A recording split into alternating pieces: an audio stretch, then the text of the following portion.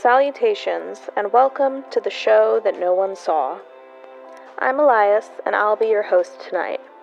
To start off today's episode, I'd like to talk about Caped Crusader.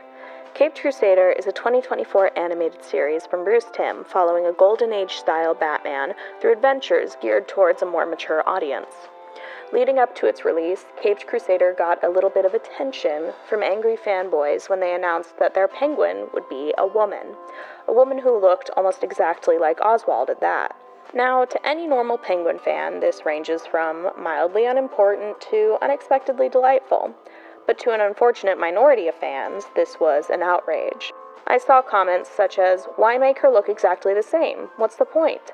And, "Next we're going to get Bainella and joke her." And I thought to myself, what a lovely idea.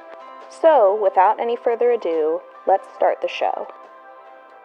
Now, I know I promised you Bainella and joke her, but I wanted to lead up to the grand finale. So, for now, let's talk about Catman. I'm starting out here with an exploration that I later delete. I'm just trying to figure out a pose that has that signature Catwoman vibe. I later go for a more leaning on the door frame look, but this princessy posture really helped me get into the mindset of the character.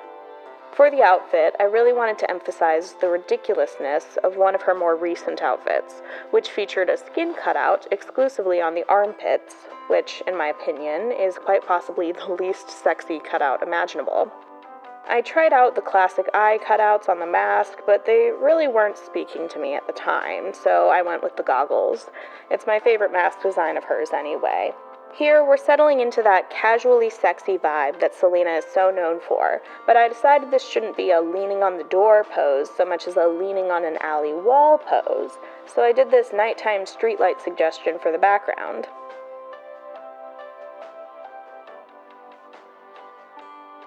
And with that, we have Catman. What do you think his civilian name would be? Kyle Selena? But enough of the men, it's time for muscles.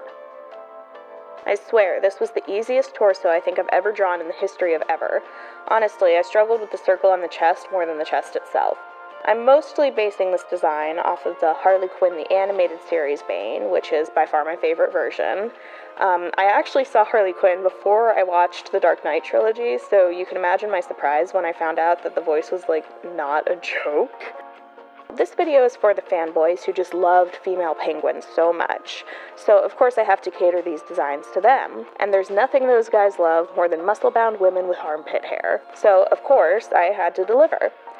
I wanted the vibe here to be as if she's just defeated 3 opponents in a pit fight, and she's raising her arms to the rabid cheering in the stands. That's a very Bane-y pose, I feel. I struggled with colors for a while, but eventually I decided that a simple muted green felt appropriate. And that's Bane, or rather Bainella. Does Bane even have a real name? I don't know. I feel like every other rogue's real name I know, except for Joker, of course, because that's the whole point of Joker. Which, speaking of Joker, let's get into Joke Her.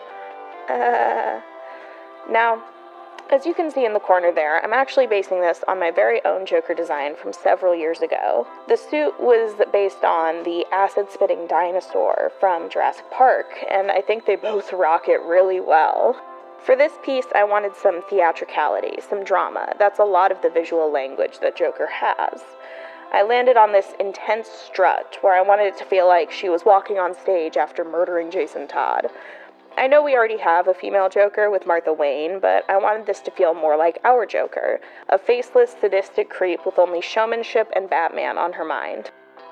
For the colors, I went with the purple and green suit. I do love the new Joaquin Phoenix color palette, and I threw in that orange as an homage, but the purple and green are really just the classic villain colors, and that's really what I wanted to lean into.